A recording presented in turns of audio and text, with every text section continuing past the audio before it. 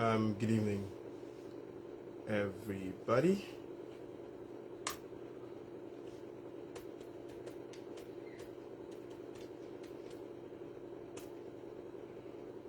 I hope you guys are doing okay, and I hope everyone is fine, and I hope you can hear me loud and clear. So if you can hear me, just kindly comment and just let me know that I'm very clear.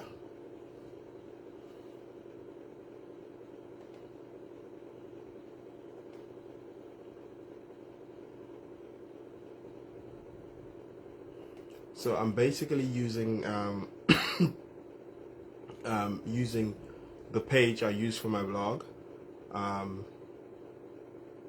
to do this live video. So I'm just going to try to share it on my wall, basically.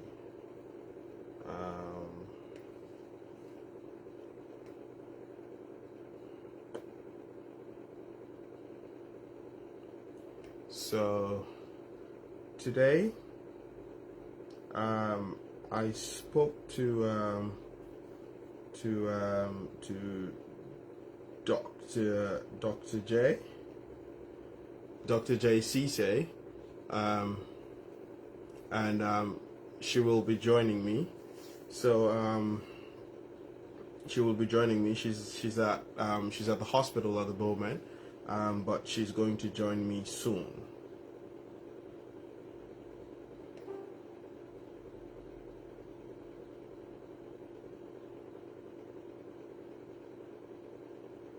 So if you can share this live video, because I know people who are used to coming on my Facebook page, my private page.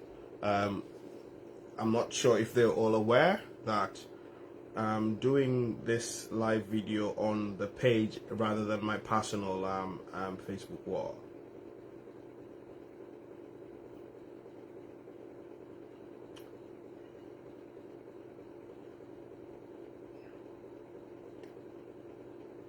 So I hope you guys are doing all right and are doing good.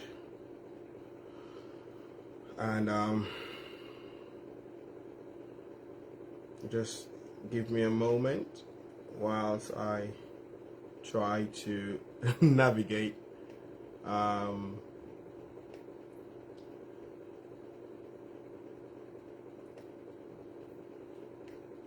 okay, I'm just trying to do this real quick.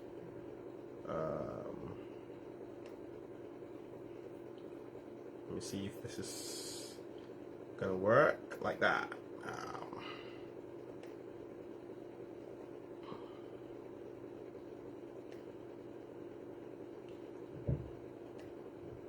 Yes, I was just trying to share it on my page as well.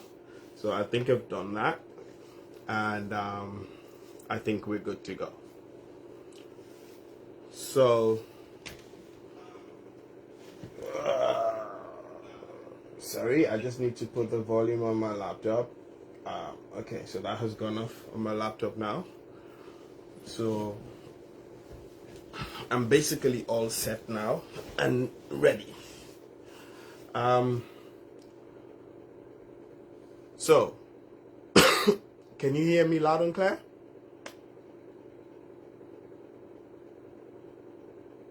If you can hear me, can you just comment and tell me that you can hear me?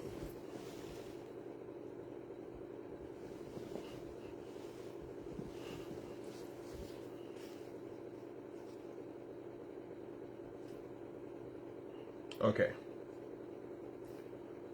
So basically, for those that are joining us, I've got Dr. J Cisse, who has confirmed that that she will be joining us to talk really on, basically she's a medical doctor.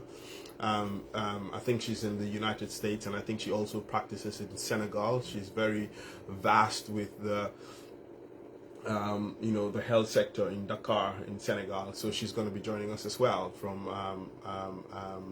and she's going to talk mainly on on this bit about DNA.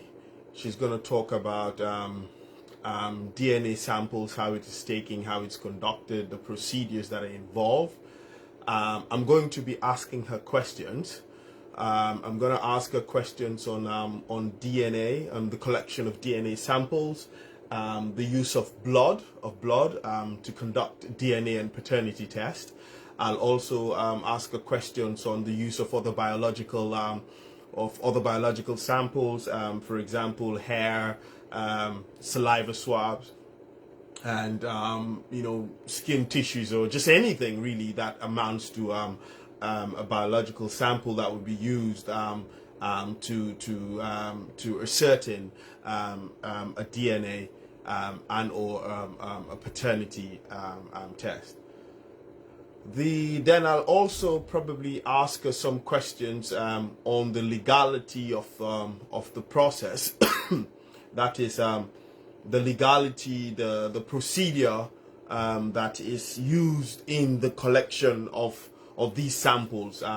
The chain of procedure, basically, like how the samples are collected, the procedures that are used, how it is transported, how it is sent to the lab that is actually doing the test, because we know as a matter of fact that we do not have labs in the Gambia that conduct or do DNA tests, so it will have to be sent abroad to get this done. So we want to know how these samples are kept, and how it is transmitted to the actual lab, and then how the results come back.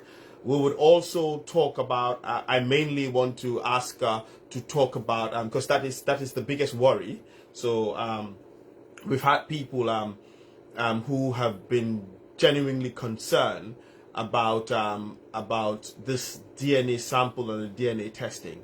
So really, I know that our focus have been on the blood samples that were taken before the order of the court. The blood samples that were taken unsupervised by the court. The blood samples that were taken without the presence of the defense team. The samples that were taken without even the presence of the state. We know, as a matter of fact, that the blood samples were taken at the request of a particular party that thought it deemed it fit that it should be prudent to collect these blood samples in the event that an order for DNA tests to be conducted.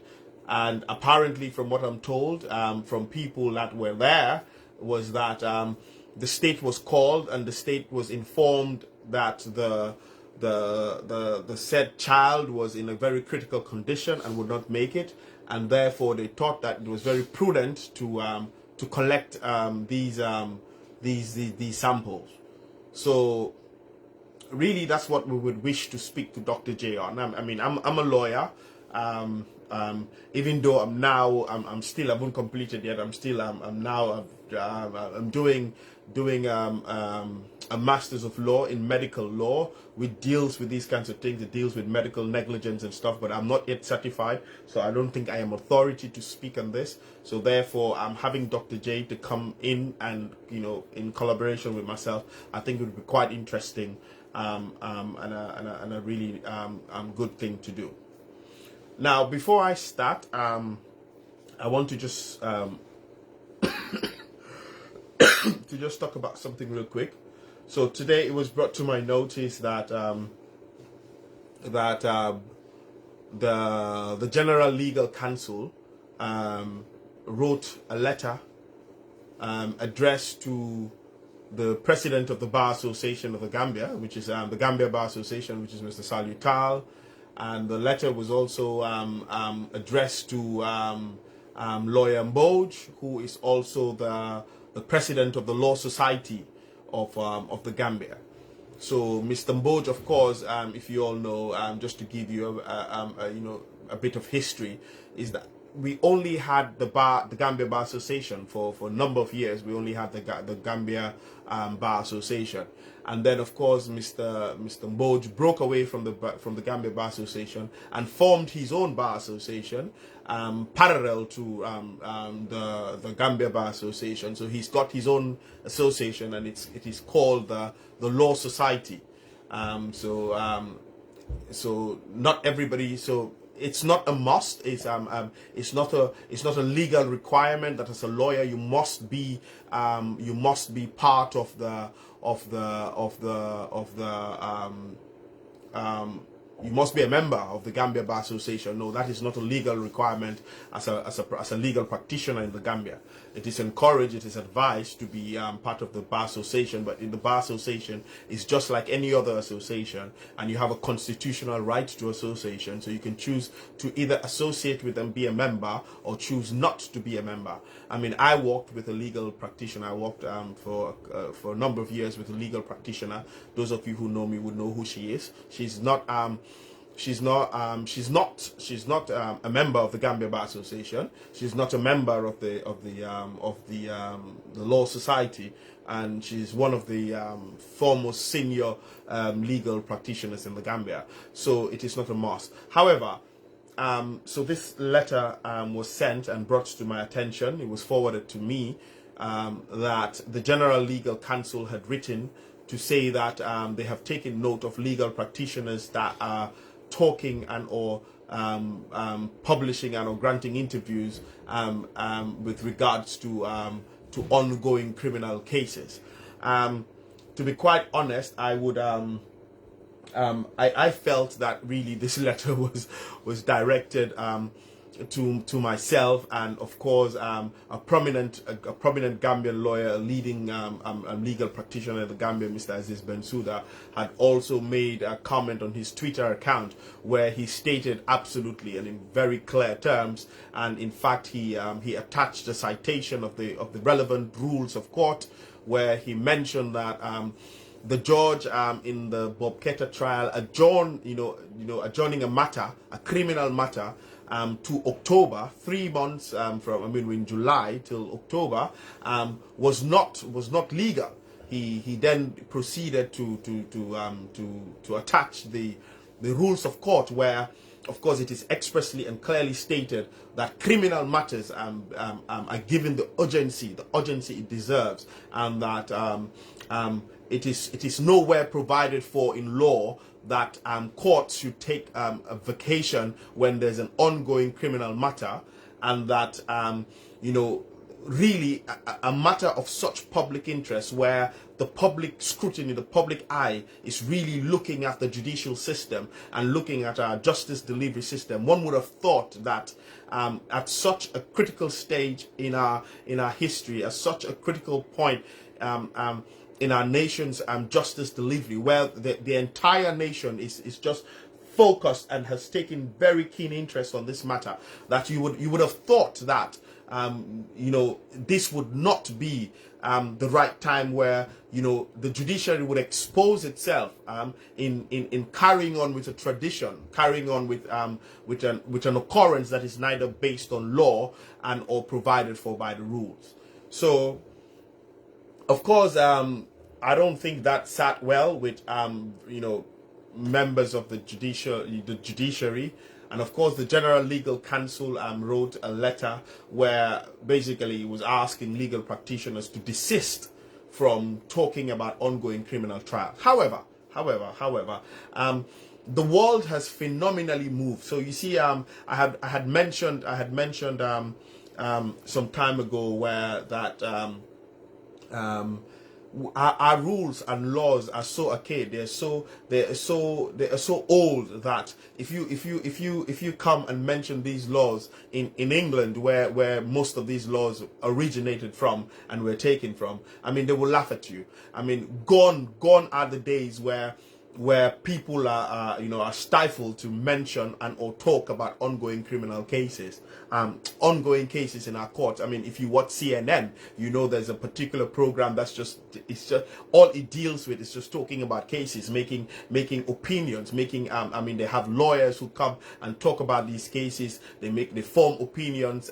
They talk about what, you know, expectations of the judges, what they would expect, that would, you know, what they would expect other lawyers on the defense, lawyers from the state on both sides would do. You know, they talk about it and let people understand, they sensitize people and make people understand what is going on. You see, the law is not a cult. It's not a cult. So you can't just say that or people can't say anything. Yes, I do understand, and I subscribe to the notion that you shouldn't say anything that would be prejudicial to the substantive matter in the court, or you cannot disparage the judge, you cannot disparage judicial officers, you cannot disparage state counsels and stuff like that, or the defense team. You cannot do anything that will would influence the decision of the judges. I mean, I have not done that. I have kept within the confines of the law. What I have been doing is giving a rundown of my understanding, giving an analysis of my understanding of the procedures, of the things that have happened in court, of court proceedings. I mean, I think this is my fundamental right, my freedom of speech that I'm expressing, regardless of the fact that I'm a lawyer, and regardless of the fact that I'm bound by the code of ethics. I am speaking, I am educating the masses, I am talking to people who otherwise did not understand the legality of some of the things that are happening. I mean, people were chanting that they're going to get Bob home. People were giving false impression that you know, this matter was just gonna end in 1 second. They're gonna go and Bob is gonna come home and things like that. No, I've done that. I mean, we've seen instances where, you know, I have come out to condemn, you know, and sensitize people of not, you know, making fun of judicial officers, not insulting judicial officers, not caricaturing judicial officers and or state counsel. I have written extensively on that. It was published in the local newspapers in the Gambia. It was published on online media, where I stood up to defend the state counsel, to defend their integrity, to defend their job. And so, to be honest, I'm really not bothered if anybody could feel that whatever I'm doing is some sort of threat. I know I have kept within the confines of the law. I know I have absolute respect for the Chief Justice and the judicial officers. I have not in any way, shape, or form at any point in time you know, been very insulting to them, or have I insulted them, or have I disrespected them? But I believe it is a right for people to know and understand the proceedings of the court, especially in a matter that is of public interest, especially in a matter that people are interested in, especially in a matter that really showcases the flaws in our judicial system, the flaws in our criminal justice system, a matter that has exposed the biasness of our justice system, a matter that has exposed the handicap and the ineffectiveness of our judicial system and criminal justice system. I think this is not in any way influencing the decision of the court, but rather bringing to attention a very systemic problem that we have, a very systemic failure that we have, and ensuring that something is done about it, bringing it to the fore, bringing it to the forefront, and making people understand that we need to call for judicial reforms. We need to call for an overhaul in our justice delivery system, and we need to call for a justice delivery system that is both fair to the victim and the accused person. This is what we're calling for, and we're not really. I personally, I'm not saying that, oh, okay, free Bob Keita. I am not saying Bob Keita did not commit the act. No, that is not what I'm saying. What I'm saying is the Bob Keita trial has exposed the ineffectiveness of the judicial system. It has exposed the biasness of the justice system, leaning to the side of the victim and not really giving and granting the alleged accused person the constitutional right to the presumption of innocence, which is a cardinal principle in the dispensation of justice, especially within criminal justice delivery. So this is what I'm doing, and this is what I will continue to do. If it means that they're going to probably suspend my license, I'm not in the Gambia. I'm not practicing in the Gambia. I mean, the license I have right here in England is of no consequence to me. I have to do all the other exams to enable me to practice here. The General Legal Council is not registered here in the UK, so it is not even recognized. So you can't just come and practice like it is done with other Commonwealth countries like Sierra Leone, Ghana, and Nigeria, because the General Legal Council had registered. I have had various conversations with the President of the Bar Association, Mr. Salutal, to enable us to register here in England. In fact, I went as far as making the pronouncement and making a pledge that I will pay for the registration. I will do everything. I mean, this has been over 2 years now. Nothing has been done. So really, me being suspended is neither here nor there, because I do not depend on it in the UK to survive or to work or to practice. So that is by the side. But I will keep within the confines of the law. I will still continue as a legal practitioner, as a barrister and solicitor of the Supreme Court of the Gambia, as a person who's enrolled. And I have my names in the rolls, and I'm a member. I'm presently a member of the Bar Association. I will continue to keep my pronouncements within the confines of the law, but in this matter of public interest, where I feel or I have information that I know is really relevant and that the public should be aware, and that it is relevant to a matter where I feel that justice is being derailed, I will not hesitate. I will come out, I will speak about it, I will mention it, I will talk about it. At the end of the day, it is more important than to have an innocent man go free than to have an innocent man leave or spend the rest of his life in jail because I have information that I cannot talk about because I am confined to a Legal Practitioners Act that governs my person as a legal practitioner, and then goes against the dictates of my conscience, the dictates of humanity. I will not do that. So I will continue to advocate strongly and passionately for an effective justice system in the Gambia.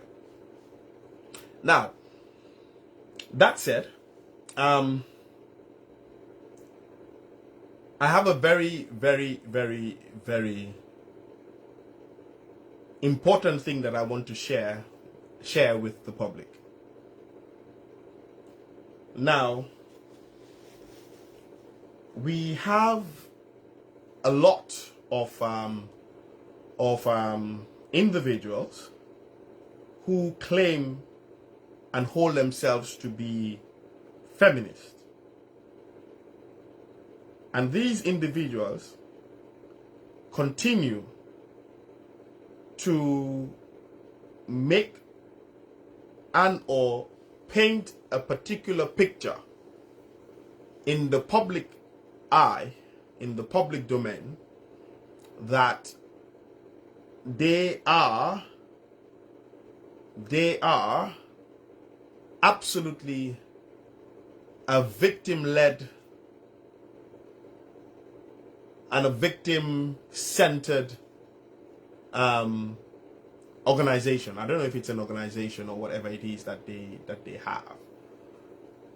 So what they have done is to cause victims to absolutely believe in them. Absolutely believe in them to the extent that they are so trusted. But I came across a very interesting audio. I have not been able to reach the lawyer of Bob Keita, LS. So it is difficult for me to. I was going to play the audio for everybody to listen, but I have not been able to reach Mr. Camara, LS Camara, who's the defense counsel for Bob Keita. And I do not want to play the video because I believe that this audio might really be a very, very, very important factor in the case, in the defense of Bob Ketter. So that is why I'm being very skeptical to actually you know, play the video without getting Mr. Cameron's blessing. But I will give a rundown of what is in this audio. So this is an audio that was sent to one of the activists who actually claimed that she was actually defending and or coaching Sainabou Mbye and actually encouraging her to stand on her complaint against Bob Ketter. Not knowing, unbeknownst to this to Sainabou Mbye, that every single audio and whatever information she was sharing with this particular activist was sending it to Bob Ketter. I don't know if you guys are getting me. I'll repeat that again. So this particular activist, every single message that Sainabou was sending to her, and she was making Sainabou believe that at the time that she was standing by Sainabou and that she was encouraging Sainabou to come out and expose Bob Ketter and or talk about whatever it was that Bob Ketter has committed, the alleged offense. Not knowing, she was now sending all these messages and audios of Sainabou to Bob Ketter and telling Bob not to come out or not to mention it or not to say it to anyone, that she trusted Bob and was sending it to Bob in confidence. Now, in this audio, in this particular audio, this lady, Sainabou, was actually telling this so-called activist, I will reveal her name before I finish, so you all will know who she is, was telling her about the conversations that were on the mobile phone that that the alleged victim had. So she, Sainabou, was now telling this so-called activist in the Gambia that the messages that was found on this phone were just normal messages. She said they were normal messages. She said nothing, like it was just two kids that were just talking, saying hello, hi, I miss you, that kind of thing. Those were the only messages that were there. There was nothing incriminating in the messages. But something came out from this video, which I myself never knew. Because every single person I spoke to, in fact, I think the lawyers, I mean, from what transpired in court, the information that we all got was that the alleged victim was 3 months pregnant when the complaint was made, and that was the day that the divorce was pronounced. But from the audio, Sainabou herself confirmed that the child on that particular day when they made the complaint was 5 months pregnant. 5 months. So meaning this child was 5 months pregnant with them in the house. But then the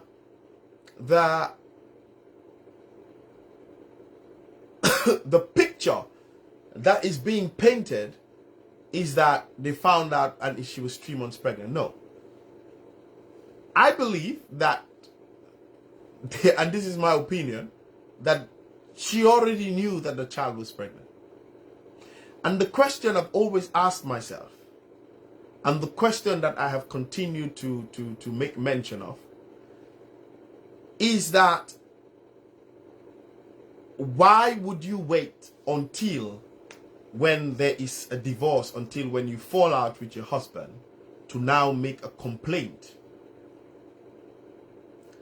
But also, I have in my possession now the messages that were the exchange between the alleged victim and the boyfriend Pa Abdul Jom or Pa Moluja. I have the messages, every single one of them, and they're very explicit messages. They are messages that actually showcase that the alleged victim has been going to the boyfriend's house, have been skipping school, skipping classes, going to the boyfriend's house, and all sorts of things. And I have the messages. But apparently, from what I have been told, is that the police were given these messages. In fact, the police had the phone, because I spoke to the owner of the phone. I spoke to the cousin that owned the phone, that gave her phone to the victim and was allowing the victim to use the phone to communicate with the boyfriend.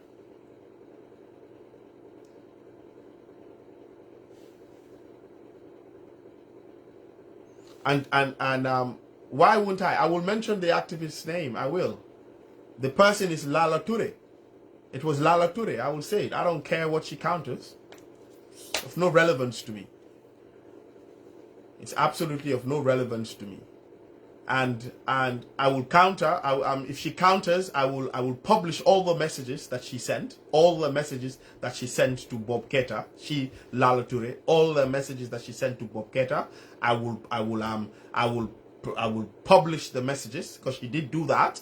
She forwarded the messages from sainabou to Bob, asking Bob not to mention it. And if she denies it, I will publish the messages that she sent to Bob. I will do it. I have nothing to fear or worry about. So I will do it. So sorry, I was just responding to a comment where somebody said, "Oh, don't publish. If you mention her name, she's going to counter it." Let her counter it. I mean, she's been countering a lot of things. She didn't know me. I'm not bothered about what somebody counters. I'm not bothered about the insults. I'm not bothered about what they say or not say. It doesn't bother me. The fact is, and I have spoken to individuals. I have mentioned this, to say that this is what your activists are doing. So you come out and you act like you're protecting victims, and you act like you're doing things that are right.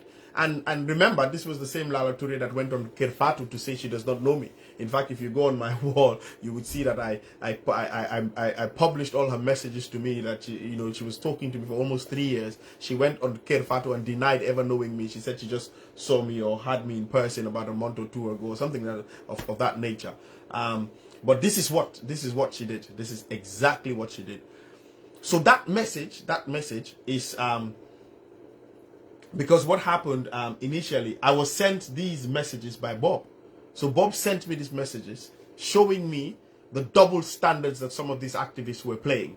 So she sent me the messages, but for some strange reason, I formatted that phone. So I formatted that phone that Bob sent me the messages. And until yesterday was when I happened to recover the phone. And a friend of mine, mentioned to me that she can recover everything on my phone for me. So she did, and I put on my phone and everything came on. Everything came on. So really, this is it. I have them all. I'm going to speak to the lawyer, Bob's defense lawyer. I'm going to see what he has in his disposal, what is with him, and then I will furnish him with these messages. But I have all the messages. In fact, I even have the message where anyways, I don't even want to go deep. The General Legal Counsel, I don't want to mention anything that deals with the matter in court, so let me just leave that. But I can assure you that the messages were not hello and hi, or I miss you. No, it went way beyond that. And the messages established absolutely, beyond a shadow of doubt, that indeed the boyfriend was being visited, that in fact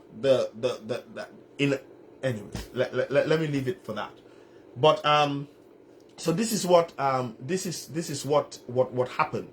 And we are not going to allow, and this is what I want people to know. Me, I do not care what happens to me right now. I mean, even if they murder me, even if they kill me, we are not going to allow a system to send an innocent man to jail for an act or crime he did not commit.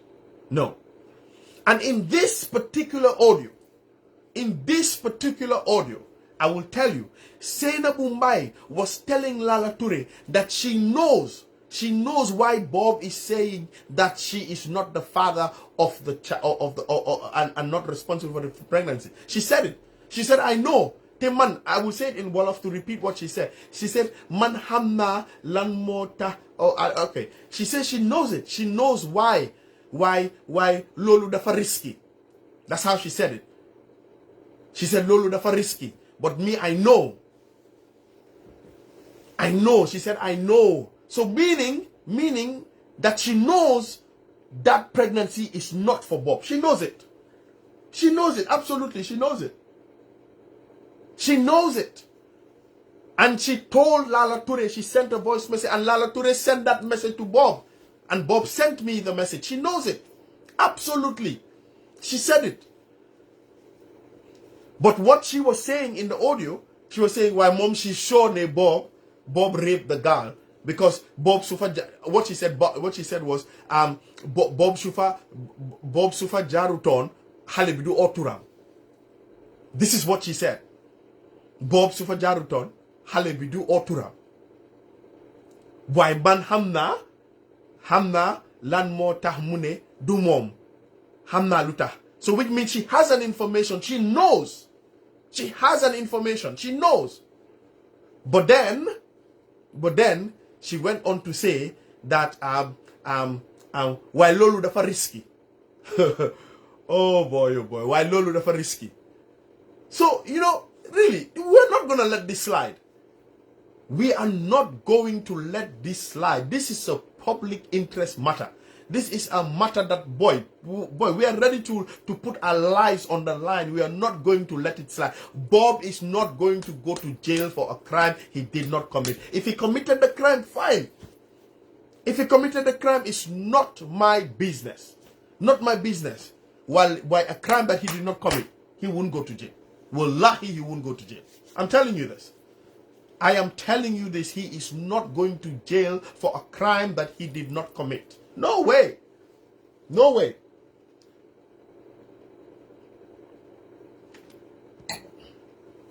My foremost duty as a legal practitioner is not to deceive the court or pervert the cause of justice. My foremost duty is to ensure at all times that justice is done and done in the right way. The foremost duty of myself, of my person, boy, me, I struggle to go to law school. I struggle to pay my tuition. I didn't, no government, Gambia government didn't give me a scholarship. Nobody gave me a scholarship. I hustled for it. I worked for it. So me, I'm not going to sit here and allow for somebody to suffer for something that he did not do when we have information and we are sure that he didn't do it. He did not do it. Yes.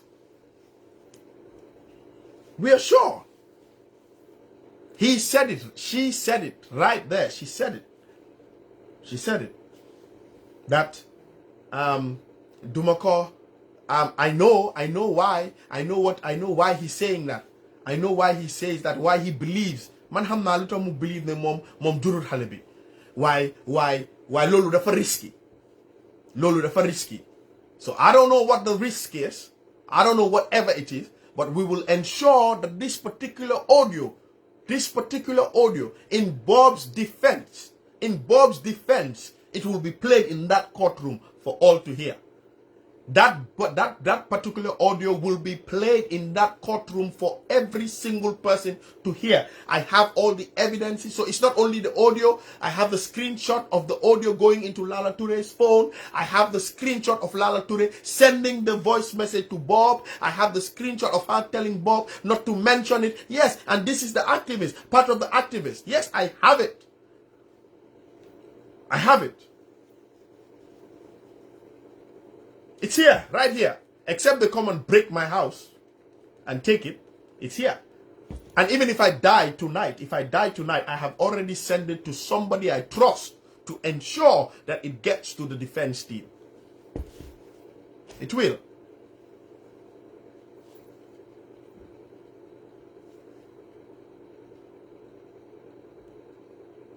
Sorry, I saw a comment I want to read.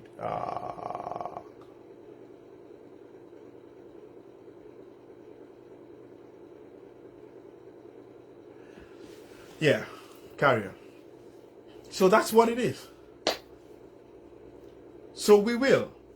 And no matter of all these bullshit, rubbish, conspiracy theories, they can say whatever they want to say against me. It does not move me an inch. Nothing deters me.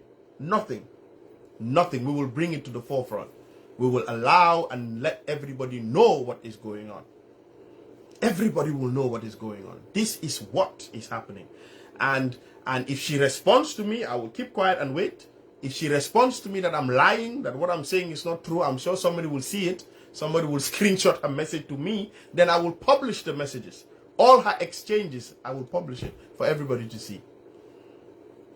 I will publish it for everybody to see. So, really, and yesterday, I got a call. I got a call yesterday from a person that told me, in fact, that call, that conversation is recorded. It's recorded. The conversation is recorded. The person told me that she spoke to Pamodu Jom, and that Pamodu Jom told her, and this person is a relative of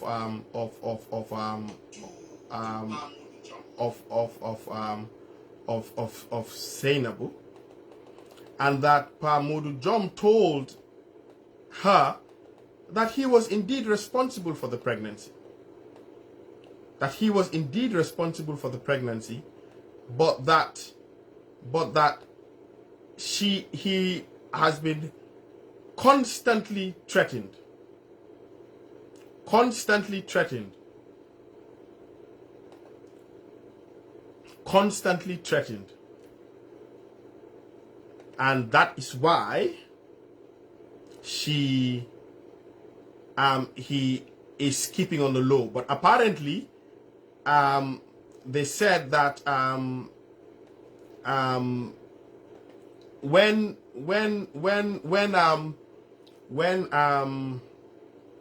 how you call it, when the child died, they actually, the boy's family actually they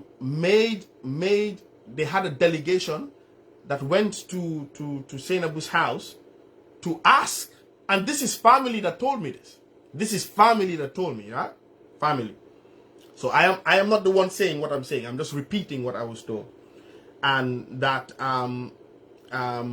so when they went there to ask how the child died and they said they had a call from sainabou who said to them that they should desist from coming to their house, and that if he ever lays claim to whatever it is, then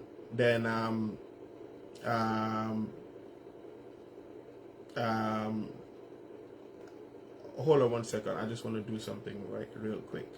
Sorry guys, just hold on one second. I just want to do something real quick. Just trying to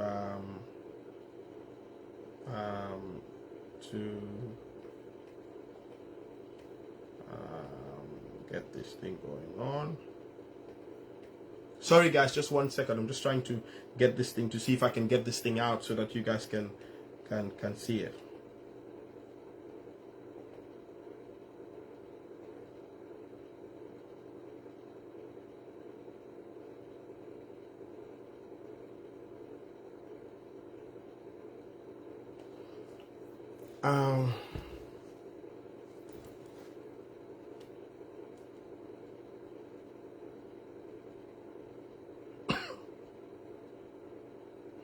Okay, the thing is, it's on that phone, so I'm trying to see how to get it from that phone to here, but it's kind of difficult. And then what she said to me is that she is scared because her mother has told her, because apparently she's very close. The mother is very close to the alleged victim, to Sainabou's mom, and the mother has told her not to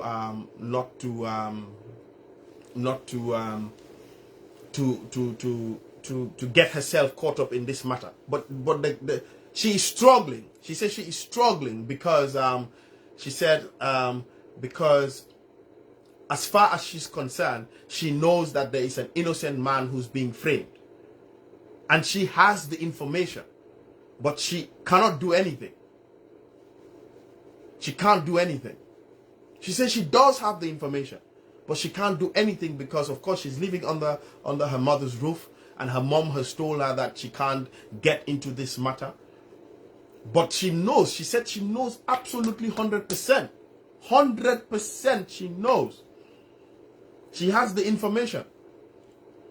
She even told me how they forced her to open her phone, because she said her phone had a passcode, a pass lock. So she said the day that Sainabou found this phone, from what she told me, she said Sainabou went into the bedroom early in the morning, because apparently she said Sainabou's she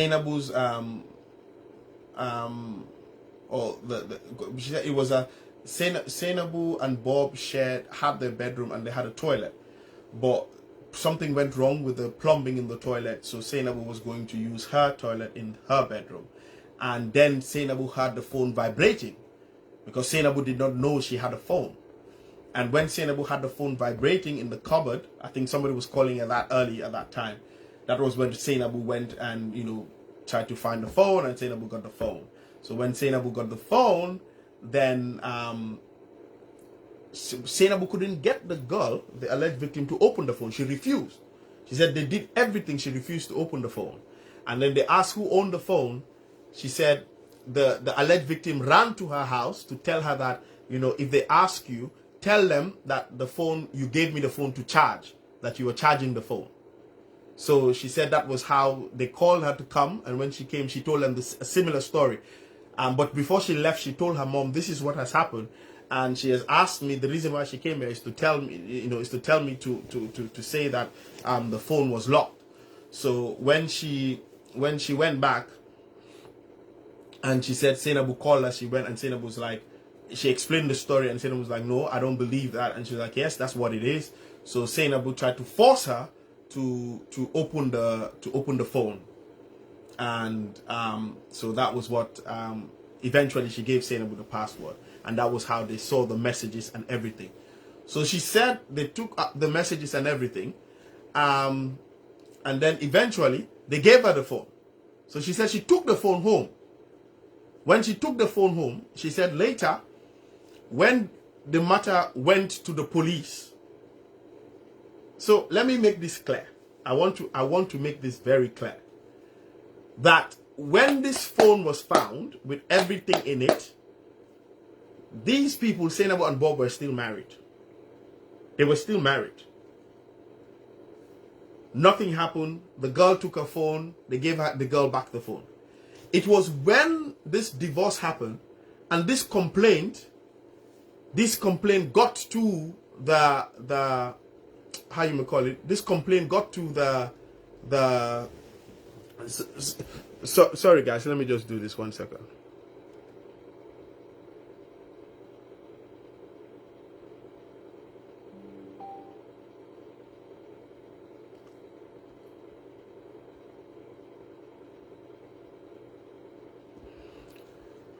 Sorry guys, I'm just trying to read the comments now. I can't see the comment. Yeah. Okay. Sorry, I'm just trying to get the comments. So. Okay, so I'll just leave the comments here for now. Okay, so she said that after, when this matter got to the police, that was when it was Bob who called. It was Bob who called and told her that she wanted the phone because the police need the phone, because of course Bob knew that there was evidence of everything going on. So that was when she gave them the phone. And of course she doesn't have her phone up till today. Sorry guys, Dr. J just messaged me, so I'm just trying to see.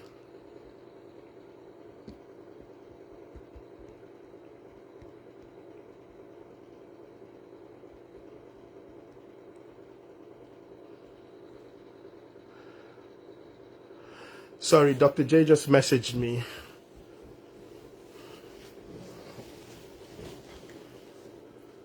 So this is what it is. And I believe, as the friends of Bob, as people who know exactly what is going on, I think it is our responsibility to allow and let the public know. Let the public know exactly what is going on, because this is a public interest matter where people are very, very, very interested in what is going on. So it is our responsibility, our collective responsibility, to allow people to know and understand exactly what is going on in this matter. So I'm just going to wait for Dr. J to come on. And please, I'm just imploring anybody, you know, I implore you, if anybody sees a message that she makes to say, oh yeah, Melville is a liar, she's lying or stuff, just tell me, just bring it to my attention, and I will put up every single message out there for everybody to see, and then we will know exactly what's up.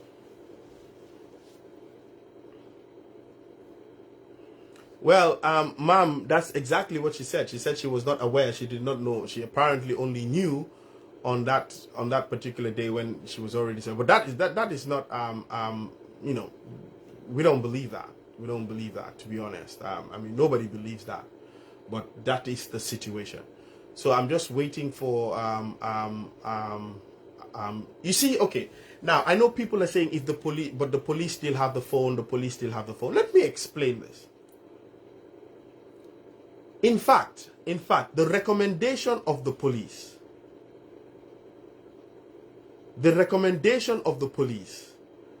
was that, based on, you see, people don't understand. Remember, I don't know if sometimes people don't understand or people don't just think, because all you need to do is just close your eyes and think. Just think for 1 second. Remember the complaint. The complaint was against Bob Keita. The complaint was against Bob Keita. There was no issue of boyfriend business. They didn't come and complain against boyfriend. They went to the police to complain against Bob Keita. Now, the police, in the course of their investigations, it was the police that now, based on their investigation, came to the conclusion and unearthed all of these things that we saw, that indeed the alleged victim was having some sort of a sexual relationship with this other guy. So that was how that guy was brought in to the show. He was never complained against. And this is why I say the police are vested with investigation. So the police did a thorough investigations in this matter. They did thorough investigation. Now, when the file was returned, the recommendation of the police were, they had a complaint against Bob, but there was no evidence to show that Bob committed the crime. The evidence that they have before them to show that this child had any relationship with anyone was against another person. And that person was an adult. And the child was a child. A minor. Who couldn't have had a relationship with an adult. So, because of that, their recommendations were do a paternity test, because the child is saying that she was raped by Bob, and as a result of the rape she became pregnant. So the recommendations of the police was do a paternity test, and then you would know who to charge among these two, because one, we have prima facie evidence that yes, there was a relationship that existed. With Bob, we don't have any evidence. It is just what the accused is saying.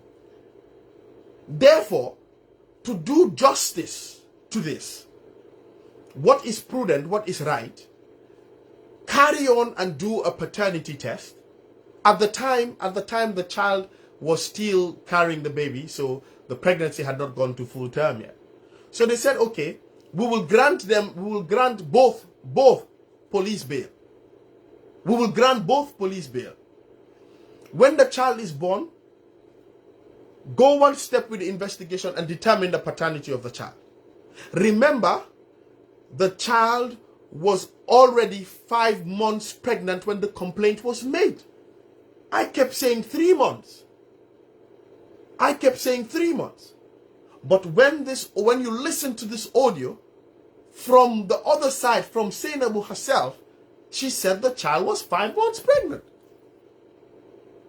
And this was after she said they went and did a pregnancy test and found out that the child was pregnant. 5 months. So it was only left with 4 months. And this was in 2019.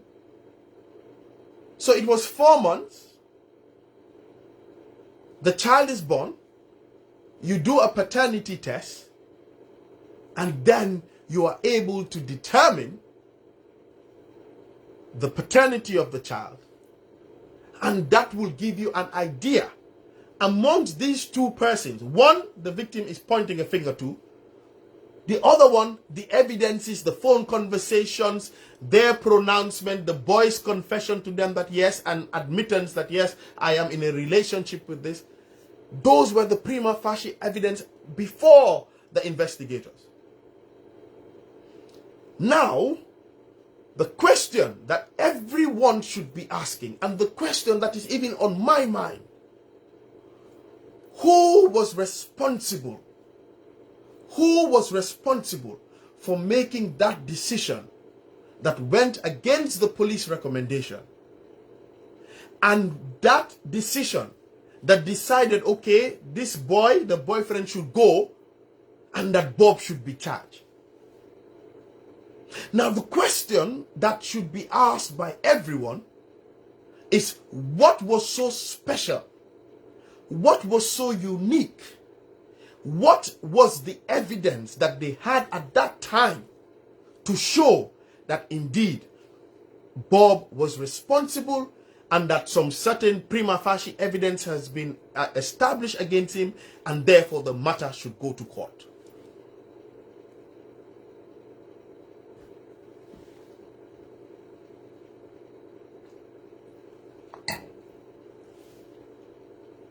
I don't know if I'm making sense.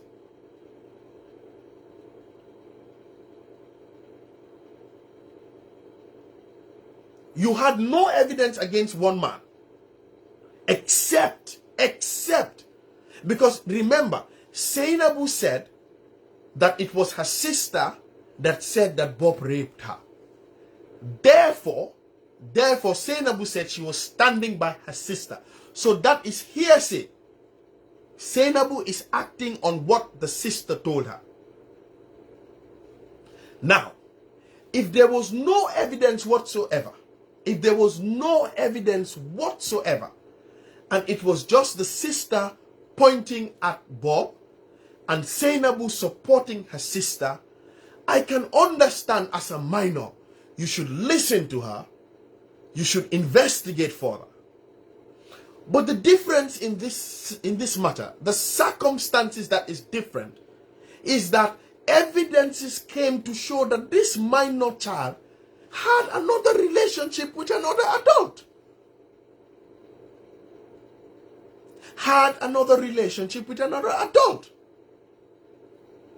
This was an adult who was even walking. The police had in their, at their disposal, messages showing that this child would skip school and go and spend time with the boyfriend. The messages are there. I have it on my phone. I have it on my phone.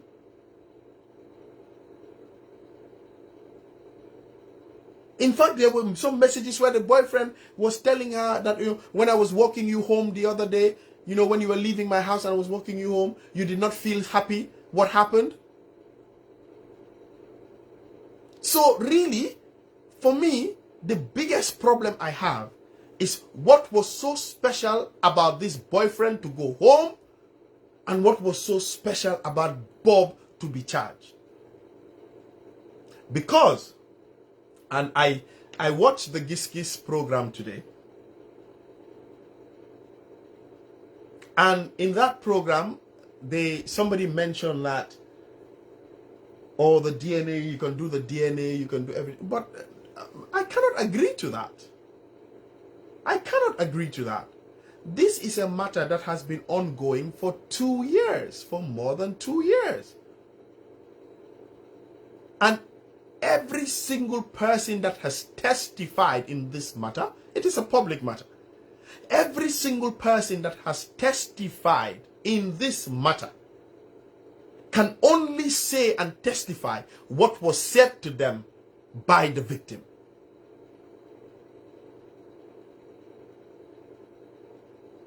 By the victim.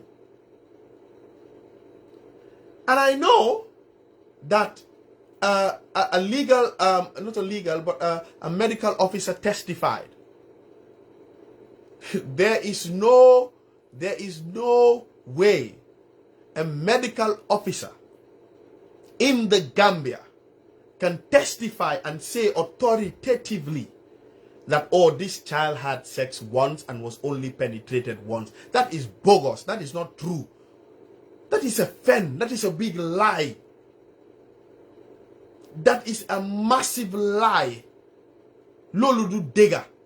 It's a lie. It is a lie. There is no medical practitioner in the Gambia that can authoritatively tell you and say, she only slept with one person one time. No, it is a lie. What yardstick was used to measure that it was only once and there was only penetration once? Lulu Fenla, it's not true. This is a lie. And this was what was said on the audio. It is a lie. A big lie. Even in the Western world, with all their technology, I am sure it will be difficult authoritatively for a medical practitioner or a gynecologist to ascertain and say there was penetration only once.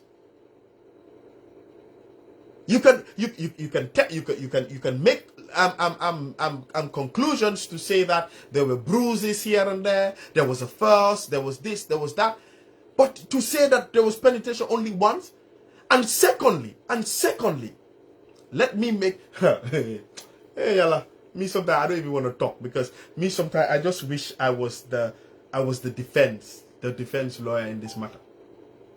Sure. I just wish I was the defense. Because anyways, Dr. J is ready to join us, so we're going to get Dr. J on. But what I want to say is, remember, she said she was raped once. The only time she was raped was the time that she slept and she got pregnant. Now, remember, they found out about this 5 months after. So now, can you tell me how a medical doctor will find a bruise in an act that happened 5 months before? How can a medical doctor find bruises? Anyways, you know what? I'm going to get Dr. J on now.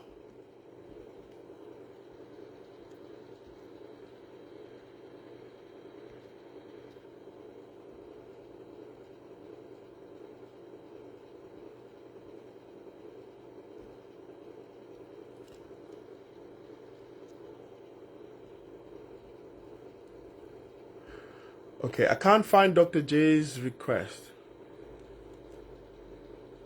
Okay, can you guys help me? Can you somebody get across to Dr. J for me, like Ajifanta, people that know her, tell her that her request should come on the live on my page, not on my personal Facebook. So can somebody please let Dr. J know?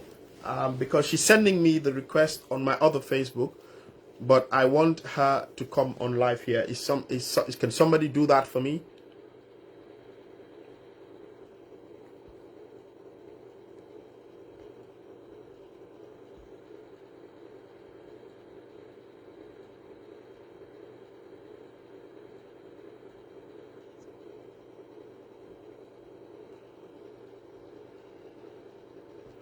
Yes, I can't find Dr. J. Can somebody tell her for me that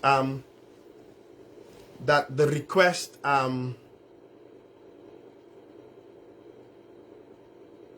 should come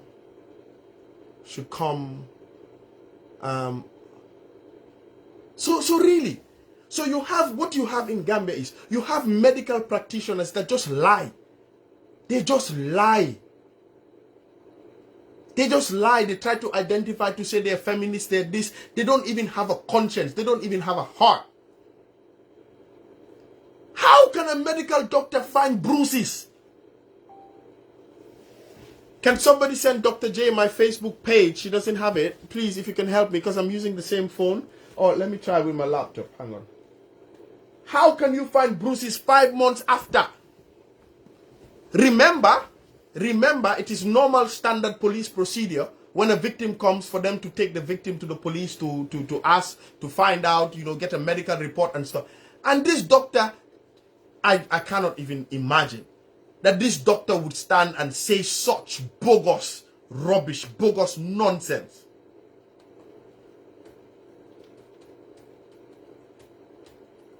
Who is he? Who are they fooling? Who are they fooling?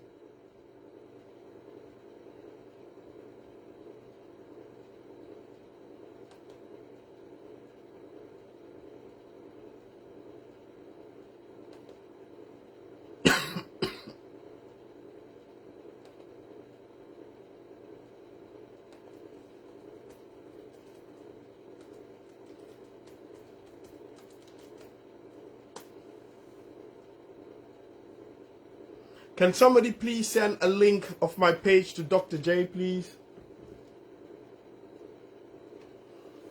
Who are they fooling?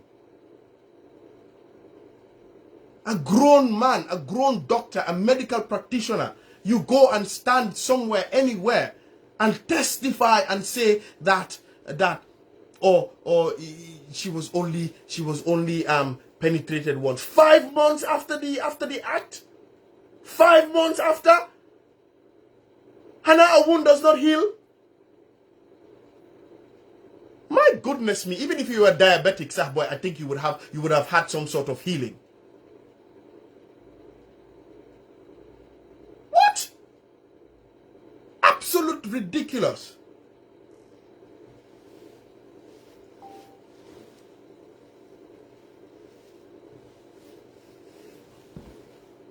Absolutely, it's ridiculous. And these are the things that we are seeing. So these things, certain things, boy, it's not law. Certain things is common sense. Certain things, they are not law, they are common sense. They're just common sense. Certain things are not law, they're just common sense.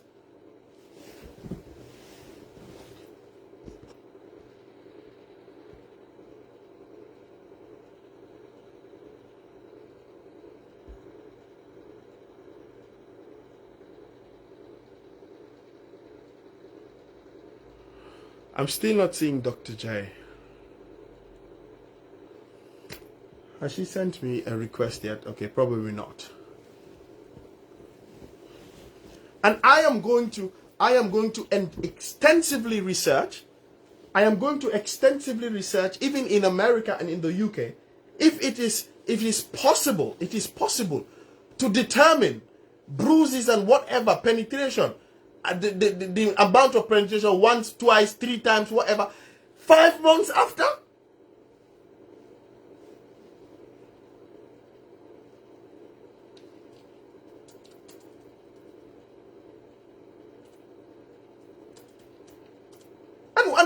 don't understand why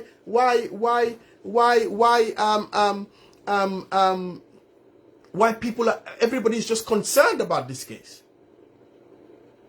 Everybody's concerned because what is happening is no more within the realm of the law. What we are seeing is common sense and abuse of process, abuse of title, abuse of ethics, and abuse of professional standards.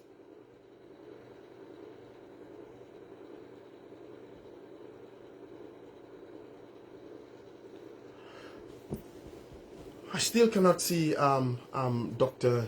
J. Dr. J is around. She's trying to get me on, because it would be nice to even, Dr. J is a reputable legal medical practitioner. I have so many questions for her. So many questions for her. And again, if anybody notices, this is the only doctor that comes and says that and testifies on behalf of the state. It's the only doctor, the same doctor that goes around testifying for the state. It is the only doctor that is linked to all rape victims. The only doctor.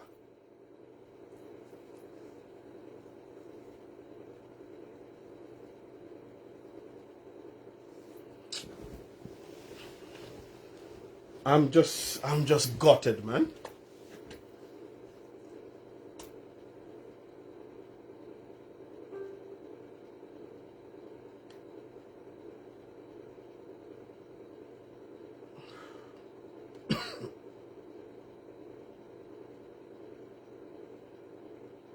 If you guys just give me a moment, I'm just trying to get Dr. J on, and that is why.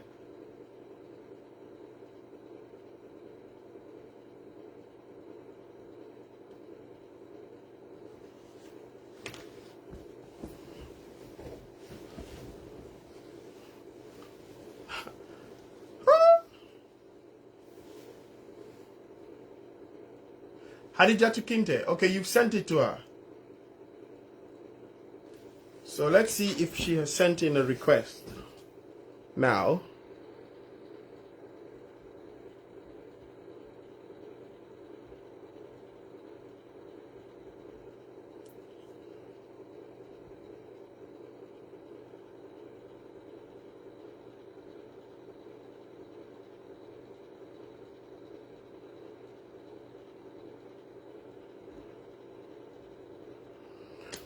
Oh, Lord.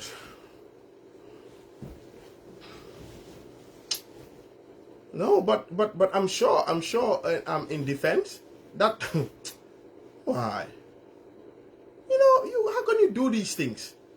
You're not thinking as a man. You're not thinking that you're testifying. On what really is amounting to something that that defines logic, and that somebody's life might just be messed up like that.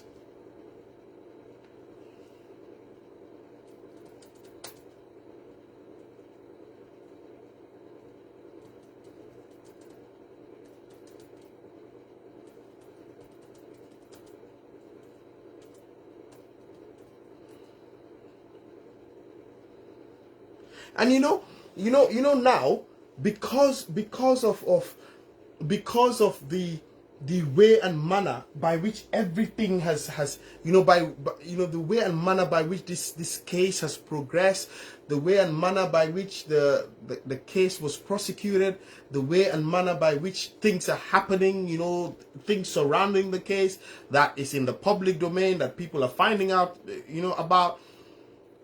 Really, it makes me, I'm scared. The reason why I'm scared is that Bob and the boyfriend were both taken to the hospital at the same time to get a blood test done. Even in England, I can tell you this, even in England, you have instances where mistakes have been made by lab technicians, where blood samples have been switched. Blood samples have been switched, where somebody would be told that, oh, you know what, your blood came out, oh, we had cancer, and or you have this, and later on they find out that it was a mistake, that the samples were switched. not deliberately, but by accident.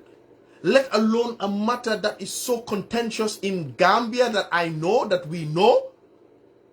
How are we sure that the blood samples won't be switched and that Bob's sample would be marked the boyfriend and the boyfriend would be marked Bob?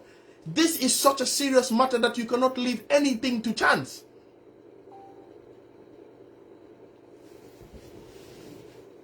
You cannot leave anything to chance.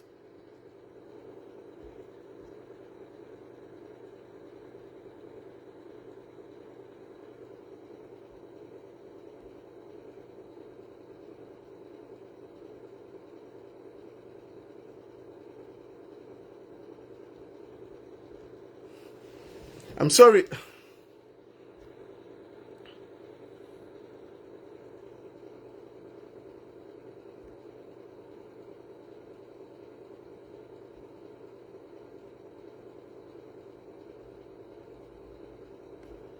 I'm sorry, guys. I'm trying to find Dr. J. I'm going to search for Dr. J again. I cannot find her.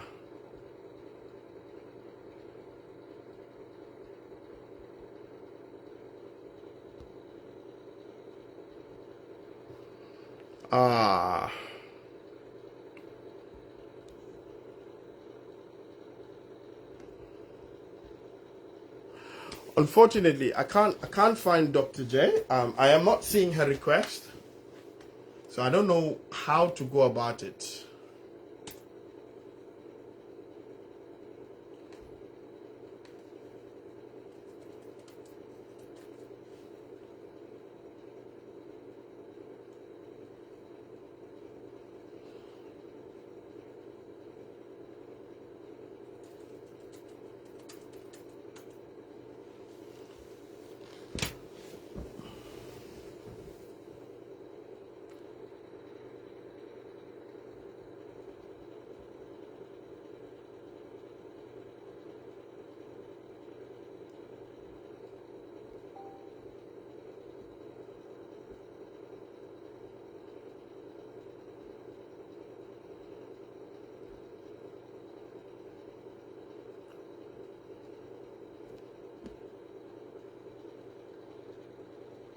No, it's not there.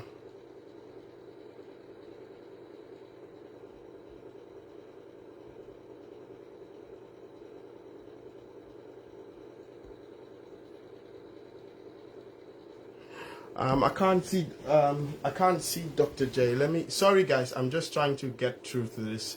We're just having a little bit of a glitch.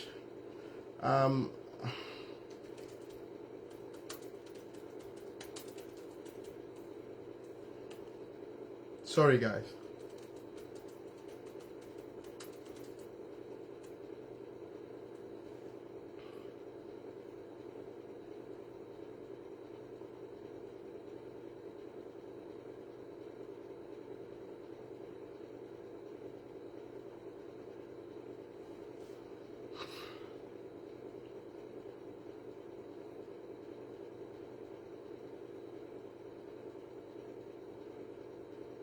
Sorry, I'm so sorry guys.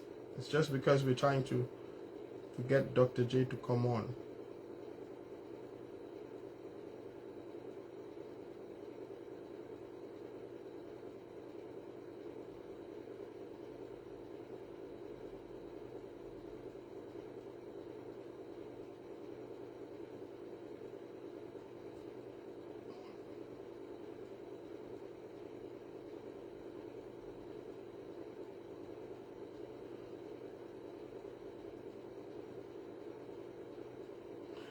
No, I cannot find the request from Dr. J.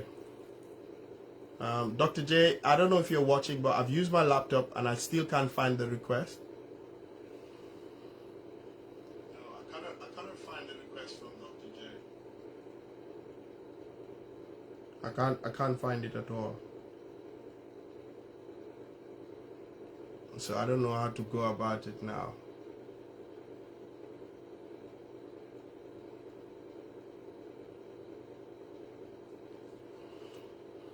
Because it's not even showing me that you're watching, Dr. J. It's not. I can't see you. I can't find you as one of the viewers, because that's what I was trying to do. Because if I could find you, then I could have added you as part of the viewers, but I can't find you. I can't find you at all.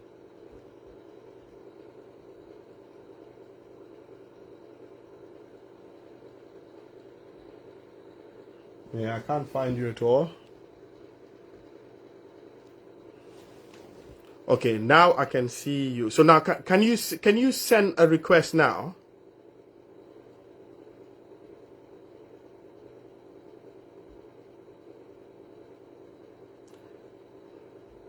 I sent you a request. It says this person cannot join because of technical issues.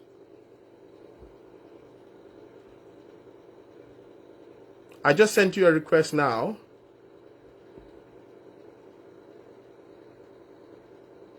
I'm sending it again. It says this person was unable to join because of technical issues. Couldn't add guest.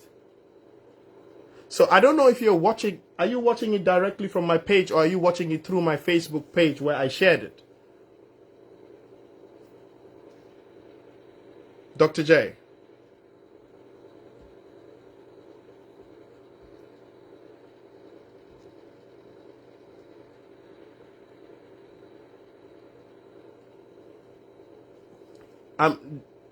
So Dr. J, are you watching it from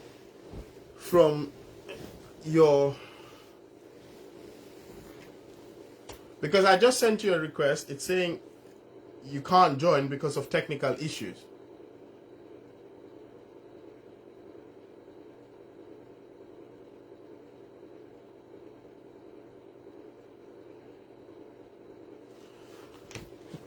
Can you send the request to me?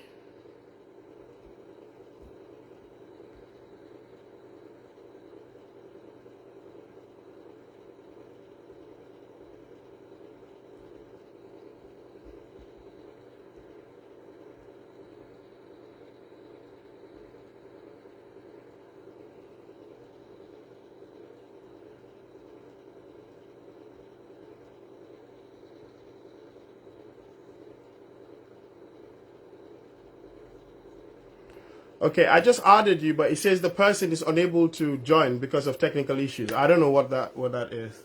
I just added you now myself.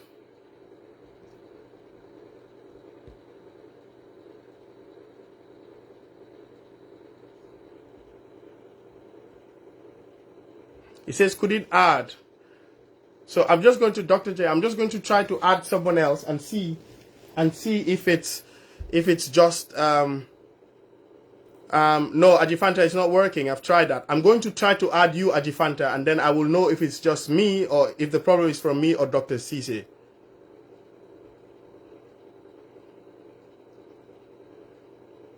You see, Ajifanta, you worked. So I think the problem is with Dr. J. Yeah, it's with Dr. J.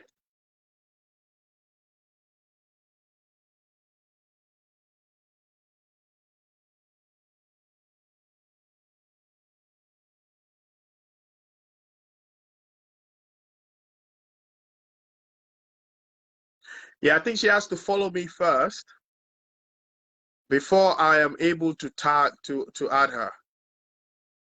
Let me see if I can Anasar. I'm trying to add Anasar to see. I don't know what's happening. It's not allowing me. Phew.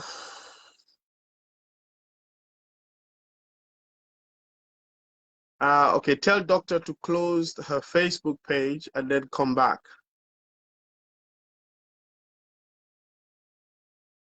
Let doctor exit and connect again. So doctor, everybody's saying you should exit and connect again.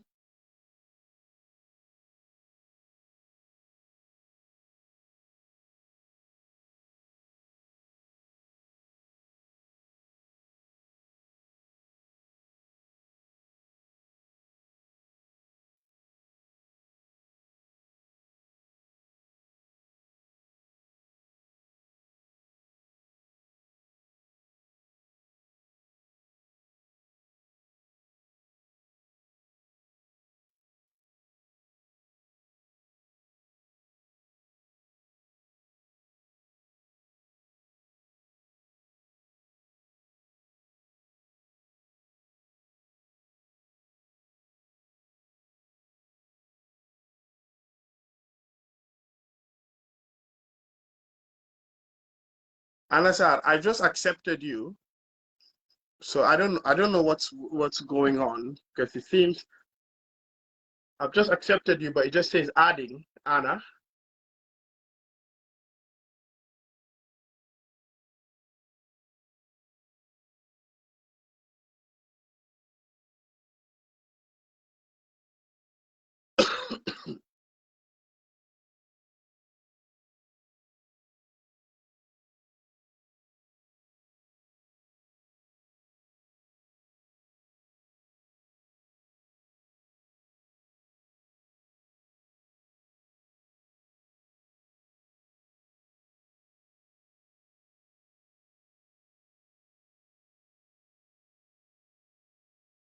Yeah, something is not right. It's not connecting. Yeah, probably it's the network because I added Anna, but it's not going.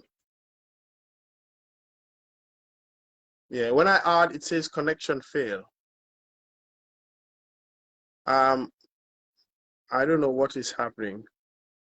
Let me try to invite Kex and see. No, it's not even giving me the option to invite Kex. Okay, I'll probably just have to call Dr. J. I'll call Dr. J. Or the other option is for me to end this live video and then I call Dr. J. I do a live video on my personal page and then I call Dr. J. I don't know if that is okay with you guys.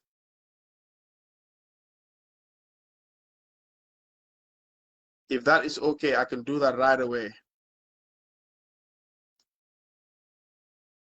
I can stop the live video and get, I don't know, I can stop the live video and then get them on the other page. So that's what I'm going to do. So guys, I'm going to stop this video and then I'm going to go live on my own personal page.